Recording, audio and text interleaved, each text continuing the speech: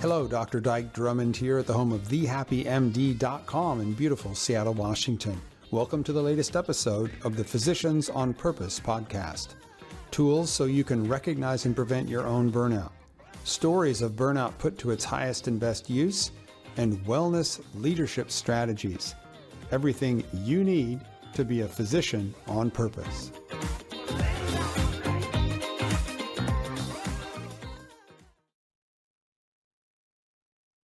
Hello again, Dr. Dyke Drummond here in beautiful Seattle, Washington, at the home of thehappymd.com with the latest edition of the Physicians on Purpose podcast. And it is my great pleasure to have Dr. Bowen White here today. And we're going to talk about a whole bunch of different things. God only knows where this conversation is going to range, but it will involve fun and clowns and adventure and very, very unusual career tracks. Both of us have career tracks that match the unique nature of our first names, Bowen and Dyke. But let me just real quick, I'm just going to set you up, Bowen. Okay, great. So Bowen's one of those people who came late to medical school at the age of 29. If you're 29, by the time you get to medical school, you're broken because you haven't done the straight line from high school to college to med school to residency. You've had a life. And in his case, he went for around the world with a backpack of $1,200 for an entire year, was a carpenter, had his own water treatment plant, reverse osmosis, the typical Mother Earth news, young 20s in the 1970s adventure. And then you found yourself in medical school, and you were just saying to me just now that you had an epiphany about the most untapped resource in healthcare. So, Bowen, take it away. Thanks, Dyke. I appreciate you taking the risk of inflicting me upon your friends. By the time I got to medical school, I went to medical school with the idea that the greatest untapped resource in medicine was probably inside the patient. And I wanted to help people learn how to mobilize and express their own potential for health, wholeness, and healing, which meant that I would be a participant with my patients on a journey. And as a reflection of that, the choices that I made were in keeping with that kind of alignment. I still believe that's true, by the way. Right. It's the most neglected. Somebody has a medical problem, somebody has cancer, don't listen. I know it's scary and everything. Don't worry about it. I'll take care, we'll get the people to help, and you don't you participate with anything, but have the confidence that we can take care of this for you. And I think the we needs to be, we work together. Right. And some people need to know that what they do makes a difference. I mean, every single lymphocyte has receptor sites for all the neurotransmitters we produce. So what you do between your ears may actually have an impact on what those lymphocytes do. And that field, psychoneuroimmunology or neuroimmunomodulation, has totally been ignored in healthcare. But it might be interesting to revisit some of what Candace Pert and other people discovered about cells that may actually be mobilized through guided imagery, visualization. When I actually got to work with cancer patients, I ended up showing them a videotape that, a VHS tape, and you saw there's these cancer cells, and then you saw these lymphocytes chewing away at the outer cell membrane of the cancer cell, and then going in and attacking the nucleus of the cell. And then you saw these macrophages come and, with their pseudopods, swim around the dying cancer cells and eat them up so that they could have a visual image of something that they could use to participate in some way that, who knows, may make a difference. And so that's as an example of what I was interested in doing. Although during my training, I learned to do things in terms of holistic medicine that involve me doing things to you, like I was trained in acupuncture. So that was something that I was doing as a resident in family medicine. And so when someone walked out of the treatment room, having visited with me as a resident, there might be smoke coming out because we might have burned some moxibustion in the room to stimulate, the needle. So what I decided to do, and long story short, in my residency, I decided to take clinical electives with people that I thought were doing the kind of medicine that I wanted to practice. And that was holistic medicine, mind, body, spirit. And was a founding member of the American Holistic Medical Association when I was a medical student in 1978. And at that original meeting in Denver, two of the speakers, the guy that started the association, Norm Shealy, was a neurosurgeon who invented the TENS unit and the dorsal column stimulator. He went to Duke and then Mass General. I mean, he was really smart, really good neurosurgeon who started the first multidisciplinary pain clinic in La Crosse, Wisconsin, and quit doing neurosurgery because he noticed you operate them once and then you may get to operate them again. And, it's really great. Now go back to doing what you were doing before. And well, I don't think our job is to get people back the way they were before they came to see us. I think our job is to help them not have to come back to see us so that they know what they can do to help themselves with their problem and not have to return. So anyway, in a nutshell, I did family medicine because there wasn't a holistic medicine residency in 1978. I went looking for one, and one of the other speakers there was Elmer Green from the Menninger Foundation, who's a grandfather. He and Elise Green were the grandparents of biofeedback. And my first clinical elective was with Norm Shealy, and the second clinical elective was at the Menninger Foundation with the Greens, learning about biofeedback. And which was, just unbelievable. They were interested in psychophysiology, and the other part of the Menninger Foundation was all psychoanalytic. So there was this group called the Voluntary Controls Research Group, and they're using biofeedback. They were teaching people to do, to use their cortex to kind of get the limbic system to calm down and use their passive volition to learn how to self-regulate. And they did a wonderful film called Biofeedback Yoga of the West in like 1973, where they went and studied these sadhus in India and wired them up with technology and saw, they could actually do the things they said they could do, like slow their heartbeat, speed up their heartbeat. In fact, Elmer Green on this movie is hooked up with an EEG machine, and he's talking about, through the use of biofeedback, you can learn voluntary control of involuntary processes, like your heart rate. You can learn to speed up your heart rate like this, and it's real time, speeds up or slow down. So that was something that I thought, that's a tool that people can use.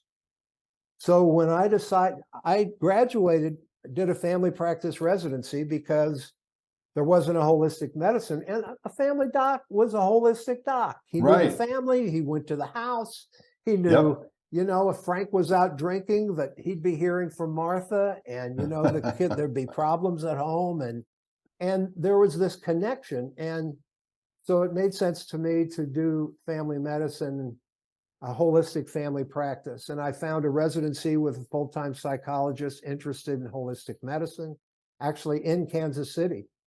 And I spent a month there as a resident, as a med student, to check out the residency. And I thought, this is where I want to go. and that they would support my interests. And they did. And I did group work with hypertensive patients, helping them use biofeedback to learn how to vasodilate in the periphery, warm their hands, warm their feet. Nice. And in the group work we did together, once a week, they bring in their data sheet to their biofeed. They take their blood pressure before, blood pressure after they do their hand warming. And I look at their data, in 10 minutes, how the hour go by, and we did that. Now, the other rest of the hour, people just shared their stories, shared their lives, and nurtured and supported each other and encouraged each other. And I thought, wow, this is really interesting. There's something going on here that's really important. And the excuse they had to get together and learn what they're learning was their problem.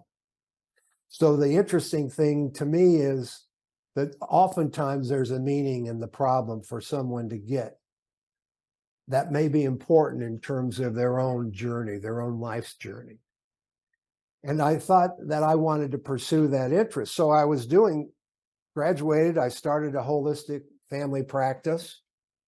And I also wrote a proposal to start a Department of Preventive and Stress Medicine. I'd gone to the University of Nebraska where they had a Department of Preventive and Stress Medicine. And Robert Elliott and James Buell developed this life stress simulation lab using impedance cardiography, an automatic blood pressure cuff, put people in a room, give them some, easy arithmetic to do, take the number 777, subtract 7 serially, do it as quickly as you can. You have 7 seconds, and you get to monitor their physiological reactivity to psychological stress. They played a video game called Breakout. Same idea, looking for something called hot reactors, had an exaggerated physiological response to stress. And we replicated that lab. I wrote a proposal. We started a Department of Preventive and Stress Medicine at the place where I did my residency. And which meant I could put somebody in the lab with hypertension and see whether it's high output or high resistance hypertension. Of course, nobody sent any patients to it because what the heck does stress have to do with, because, it's 1983. Right. And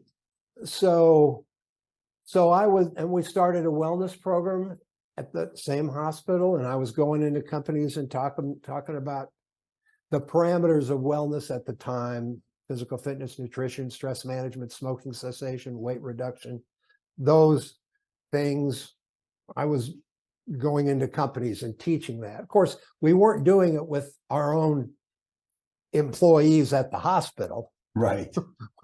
We were doing it, with, anyway. And I wrote an article for the Kansas City Business Journal called Patient Potential. And so it's 1983. I started doing a spot on the CBS affiliate in Kansas City once a week, a medical spot, had the family practice. I had all of these things to be busy doing so I could compensate for my feelings of inadequacy by being so busy doing the important grown-up things. Right. Which I did for a while. And then after a couple of years of that, I decided, what I want to do, I want to take a healing journey with my patients. I'm going to go to 90-minute sessions with every patient. I brought the biofeedback. I moved out of the hospital. I had an office in an office building with my 9 lazy boy chairs and biofeedback equipment. And I left the lab, the hospital, which nobody ever did anything with. That's too bad. And these 90-minute sessions, I kept writing the article. I kept doing the once a week thing for 7, 8 years. And I quit doing the article after about 3 years. And so I changed my life. I decided the kind of medicine I want to practice is this, doing group work and doing individual work with patients that would be 1.5 hour visits. And the first session, I taught them how to do simple hand warming biofeedback. They got a digital biofeedback unit to take, and they took a tape of me leading them through an hand warming exercise at home, so they could do the biofeedback there. We didn't need to do it in the office. So after that one time, the biofeedback deal they were doing on their own, and we just talked for all the other 90-minute sessions that we had. And what I discovered doing that work with patients was, because, you know, as a doc, you know that people will tell you things that they won't tell another human being on the planet. Right. And that it's such an honor to get to be there with people in that psycho-spiritual place, that to not include that in terms of, you know, I would ask them, you know, where are you in terms of, well, I asked them a lot of different questions, but one had to do with that, their own sense of the mystery. What was your upbringing? How does that part of your life? Is that something that you realize is important to you, or is that something that's not so important? You know, some people actually think that they deserve to be sick. Oh my.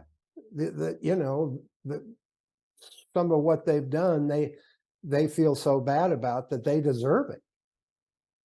And it was interesting. One of the questions I'd ask them, this question: if I were a genie and popped out of a bottle and you could have any 3 wishes you want, what would those 3 wishes be? It was always interesting to me if one of those 3 wishes wasn't to get rid of the problem that brought them to see me.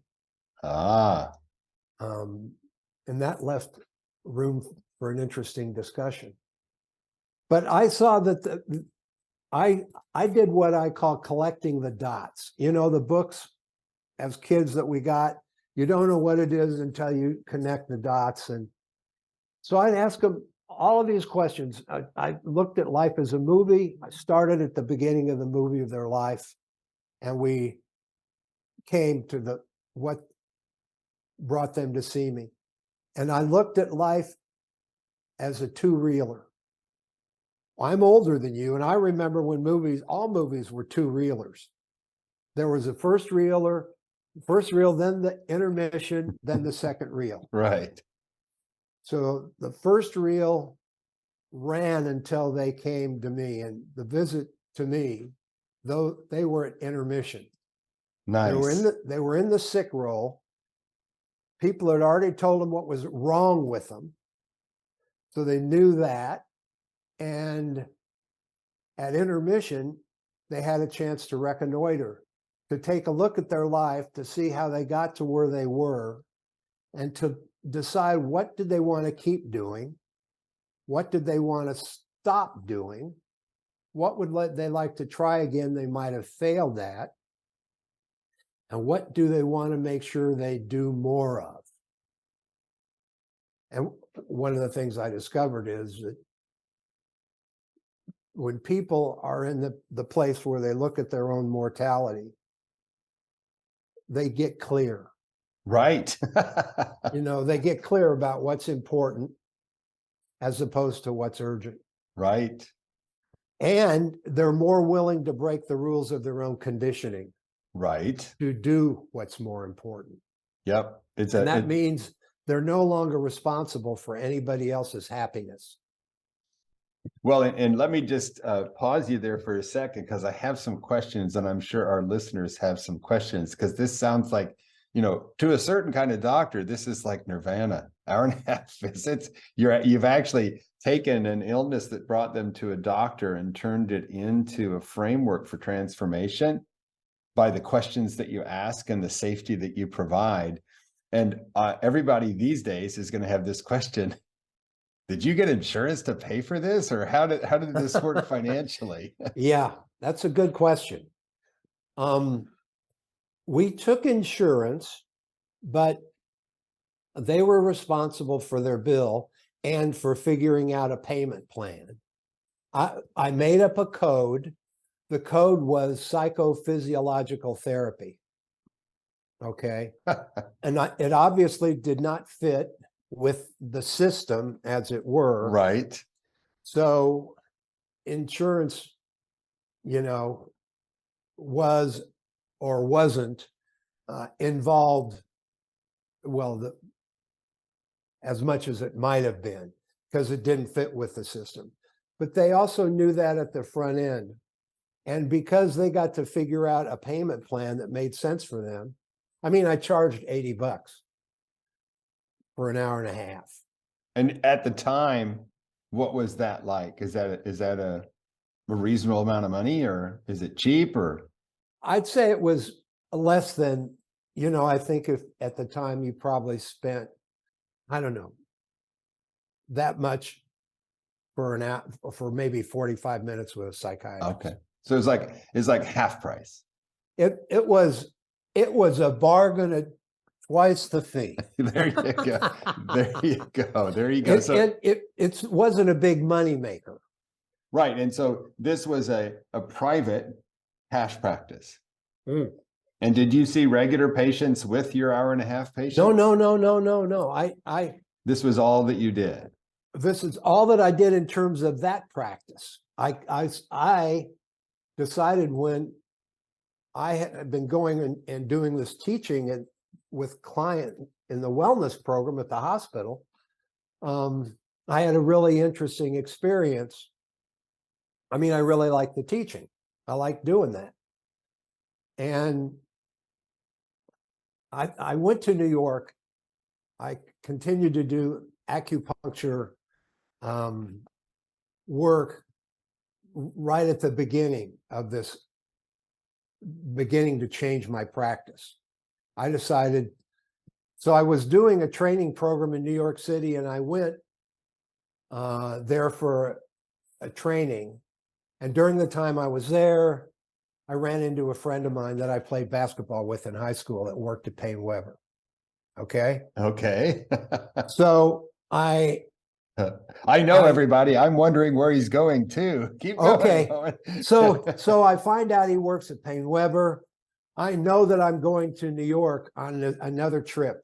I call him up at Payne Weber and say, I'm going to DC for a meeting. I want to write off my trip, and I want to do something at Payne Weber, a little piece on stress, so I could write off. Well, do you know anything about stress? Well, I ran a department of preventive and stress medicine, so I must know something. You would think.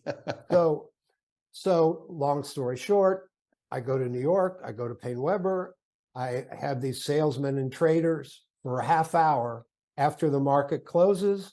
I have a little flip chart. I do the half hour in stress management. When the half hour is over, all these people come up and say, is this a beginning of a program or what? We need more of this. Right. My friend's boss is standing there, and I asked me do you have an associate in New York City? And I said, not yet. I said, if you want to do something, I'll come back and do it. Long story short, I negotiate a week-long training program, and 37 people signed up for this 1 week program where Nice. I had 5 cohorts, 1 hour a day for 5 days. And I took them on this 5-hour trip, 1 hour a day for 5 days. And they had to pay half the cost themselves. The company paid the other half. At the end of it, I asked them 3 questions. Was it worth the money? Would you like a follow-up? Would you recommend it to other people? And all 37 people said yes to every question. Mm. So I thought, if I can trick these folks in New York, I could trick other people in other places. Yeah, this is going to play really well in Kansas. I don't need to continue to be doing this under the auspices of a healthcare system. I can do this on my own. So I knew I wanted to continue the 1.5 hour sessions with every patient. But I decided over time what I wanted to do was to access. If you see only a few people every day, you can't bother very many people. And I wanted to bother more people, and you could do that in this other doing group work with. Right. So I made up the term organizational physician and started doing work with companies, for profit, not for profit, not just in healthcare, but I did work with people all about relational issues, because what I discovered was important in these 1.5 hour visits with every patient was the relationships in their lives were the most important thing by far and away, and they wanted them to be better. So why wait to get cancer to wake up and smell the coffee? Right. So during intermission, what they discovered their own plan for the second reel of the movie. And I called the first reel, using the movie analogy, REEL. The second reel, I can smell it coming. REAL. Yep. So they were acting out a script that was given to them by others, and now they had a chance to write their own script. Right. And what they did was so courageous. Some people wondered what the hell was wrong with them. And I said, if you really do what you're telling me you're going to do, people will wonder what's wrong with you. Because if you give away, if you actually do what's in your own heart and what has the most value for you, you're going to make yourself much more unpredictable in terms of people that used to be able to manipulate you into predictable patterns of response. They're not going to so easily be able to do that. Right. Your own children may not be able to do that. Other people may, and that means you need a healthy support system. So on your journey, I'm in your circle of support, but you need other people in your life that are going to support the lunacy of you being healthy in a culture that's not. Mm. And that is crucial, because we're all too close to our own stuff. And we can't see our own stuff with clarity. We need other people to hold up a mirror and show us what we're doing in a way that allows us to see what we can't. And that means telling us the truth, even if it may hurt our feelings. But that's what we need to be accountable, to be able to live the life that we want to live. And with support, with encouragement, it's amazing what people will do. And why wait for, I wrote Why Normal Isn't Healthy, because why wait for the world stopping illness? Why wait? Don't wait. And too many people slip into a box long before they're dead. When you go into the box, you want to go in there for the first time. I like it. So what I learned, I wrote about, and I really liked doing that deep work with people. It was Right. such an honor to get to do that. And also to have small group support work that I did outside of, my own practice. I mean, I need those people in my life. And was working with a group of people and a book called, it was called then First Questions in the Life of the Spirit, written by an old AA guy named Tom Powers, who started something called AAA, All Addicts Anonymous. And his premise was that everybody's addicted to something. It may not be a substance, it may be work, it may be affairs, it may be, different food things, it may be, and And the beginning of that, you're confronted with, as in any kind of 12-step process. Honesty is central to to everything, being honest. And I always thought I was an honest person. You want honest, that's me. I'm an honest guy. And I looked at my life and I saw I was honest with people where it was convenient to be honest. And with other people, well, I was honest before, before my first wife and I got married. We lived together, and I was an honest guy. I told my parents, I didn't tell her parents, but I told my parents. Why didn't I tell her parents? Well, I think it had something to do with the fact that her father had been goalie on Wisconsin's hockey team and center on their football team or something. It's great big, and when I saw I was selectively honest.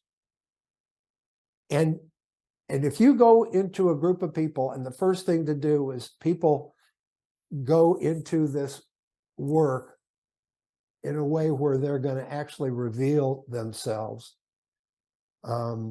peel away the layers, and take a journey together. That's everybody ought to have the opportunity to have that kind of experience. And in my journey, one of the things I was interested in doing is the group work, because I saw how important that process was. And I thought that treatment centers could also bring together people with different ailments and use the same process they use for people that have substance abuse disorders. It doesn't matter what your excuse to get together is. If you go through that process, there's going to be a benefit that you're going to gain throughout the life cycle. And that we all need healthy support. We know we need to ask for it, and we need to give it. And we need to be with other people that recognize that. Yeah, and as I sit here and listen to you, I'm struck by my own history. So I stopped practicing medicine in the year 2000. The first thing I did is I got certified as a coach and in interactive guided imagery. I graduated from the course from the Academy for Guided Imagery. I actually started a guided imagery practice, and I convinced health insurance to pay for it. That's good. I called up Group Health here in the Puget Sound. I called up Group Health, and I was trying to get covered for doing guided imagery sessions with people who had chronic pain and PTSD and all that kind of stuff. And I said, I want to talk to the legal department. And I talked to the legal department, and I said, do you believe that mental health is in the purview of a family doc? And he said, yes. And I said, do you believe that guided imagery is a mental health technique? And he said, let me look it up. Came back, yes. I said, great. Would you write a letter to the other side of the house that says it's family practice and it's a mental health technique, because I'm going to be billing for guided imagery? And I actually had a practice where we did that. I went deep and wide, way on inside journeys. And I can think of my own transformational pieces, the places that pivoted in my life were always related to either an inner journey like that or to a group experience. I belonged to a process work group for years after I quit my medical practice. And now, for the last 7 years, I've had regular support groups that I've hosted at the Happy MD. Right now, we get together for 2 hours every week. We're friends.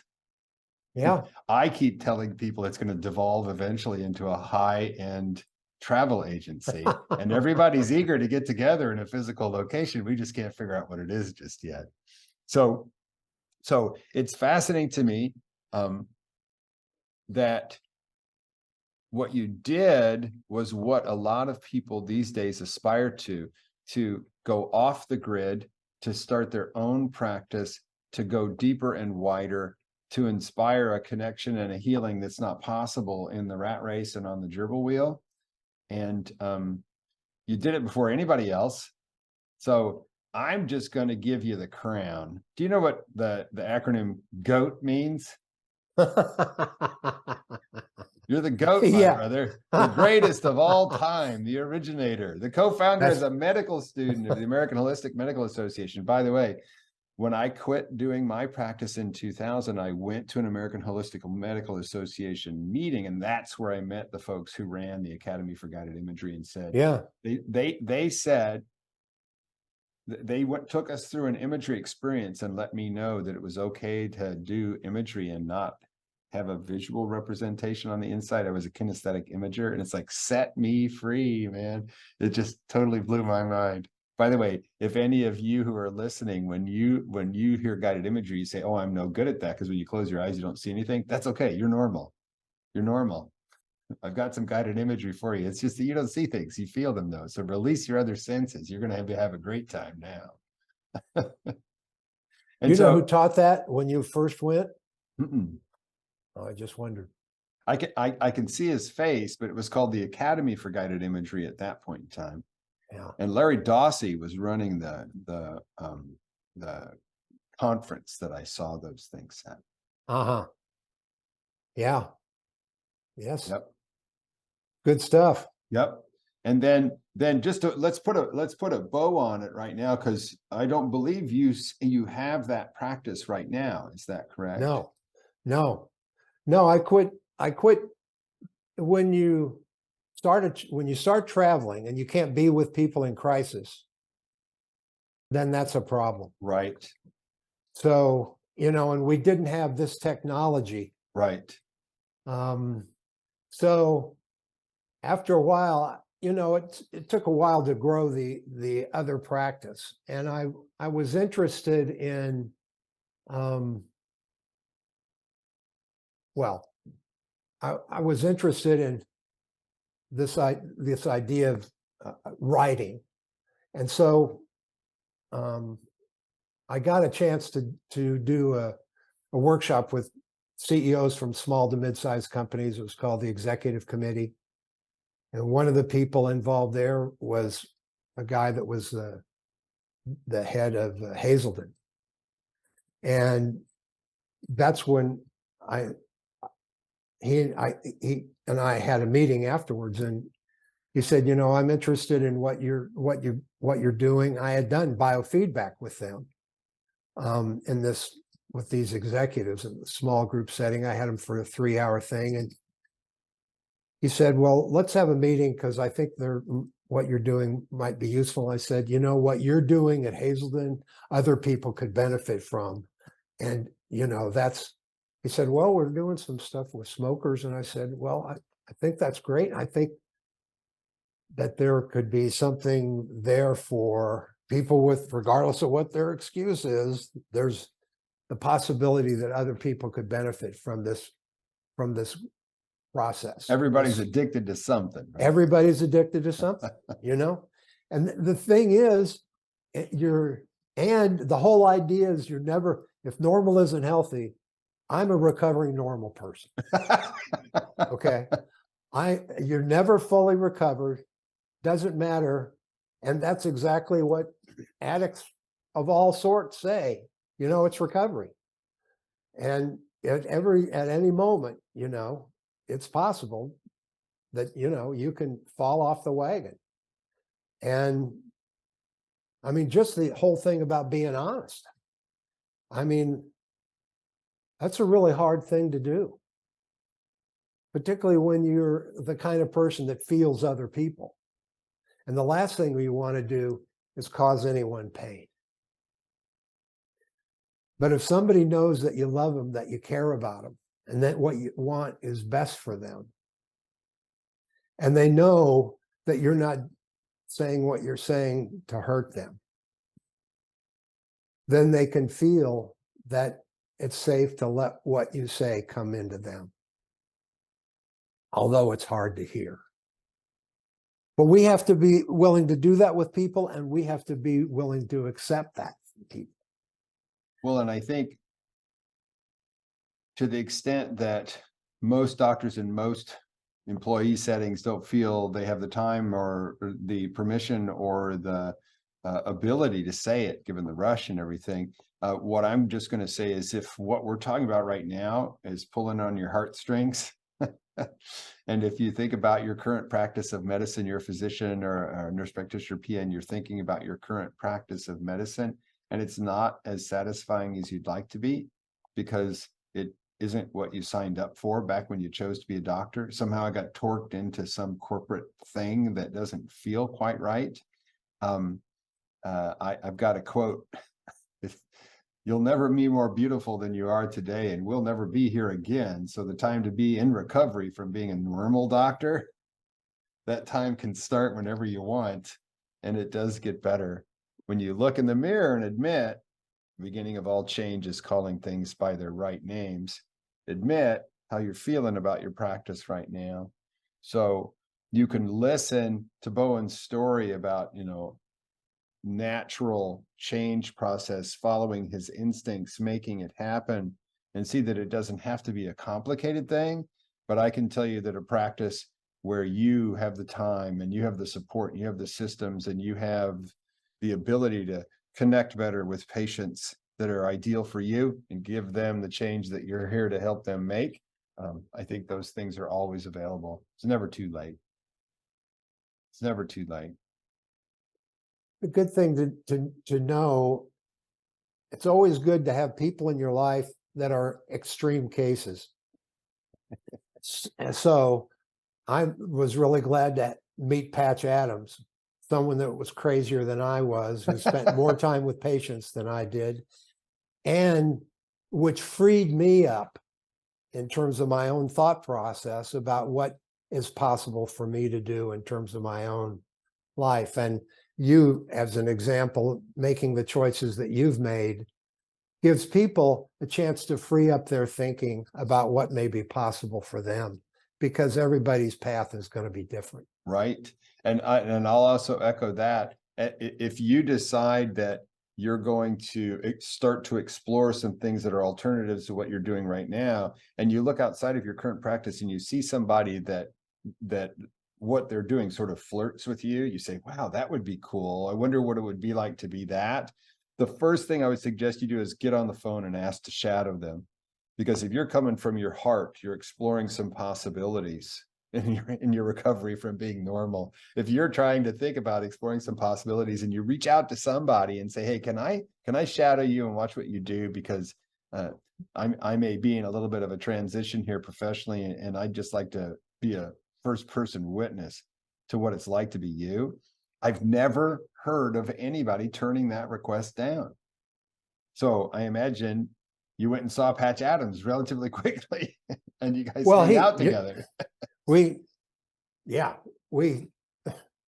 heard him speak at an American Holistic Medical Association meeting. I was on the board, and a board member introduced him. This guy gets up that I thought was probably an art therapist, really strange clothes, long hair. Talked about going to the house, or the hospital in the home, driving up the driveway, and up on the roof. Patch was up on the roof with the patient, because although the hospital was free, everybody in the hospital had responsibilities. So you weren't there to just loaf. You got to participate in the upkeep in the house. So he was up with a patient on the roof fixing a problem with the roof with no malpractice insurance. And Patch was the only guy that was a member of the organization that figured he shouldn't have to pay dues because he didn't charge patients any money. And I was on the board at the time, and I said, well, I think that's fair. I think that's fair. So anyway, at that meeting in Springfield, Missouri, I went up afterwards and I said, what you said was interesting. You are going to be in Topeka tomorrow. I live between here and Topeka, so why don't you just ride with me? We'll spend the night at my place. We'll get up early in the morning. I'll drive you to Topeka. And he said, okay, but I can't leave here till about 11 or 12 tonight because I have to do something tonight. I said, oh, that's okay. So we left about midnight, got to my place about 3 I had a little camcorder, those little tape recorder video things. I introduced him to my family, who was all asleep when we got there and when we left, so they could meet Patch. And, we had a 3-hour drive to Kansas City, then another hour and a half to Topeka the next morning, and became fast friends. And as I said, he's the guy that got me into clowning. That was in the mid 1980s. And I started clowning with him in 91. Nice. So So anyway, what I want to do, Bowen, is I want to take your clowning history and our discussion that we are going to have at some point about fun in the office and that kind of stuff, and wrap that into a second podcast here. I think the theme of what we've done today, the one that stands out to me, is one of do what feels right, follow your dreams. Don't be afraid to go deep. Everybody's addicted to something. 2 reels. Maybe if you're uncomfortable with where you are right now, that there's a transition, the reels are gonna be switched here, and you get to define what happens next. exactly. It's your movie, dude. You're not an extra. You're not an extra in everybody else's film. Not in the second reel. Not in the second reel, man. Not You're star stuff. Right. Oh, such a pleasure. Thank you so much, Bowen White. Thank you, Dyke. Yep, and it's bowenwhite.com, Bowen White, WHITE, bowenwhite.com. And we'll see you in a future episode, Bowen. Everybody else, listen to this again. Watch how he followed that little thread. Follow that little thread. You've got a thread too. And if it's pulling on you, my encouragement is for you to begin to lift your head up and take a look around at what's available that could be different than you are right now. Keep breathing. Have a great rest of your day. I'll see you on the next Physicians on Purpose podcast.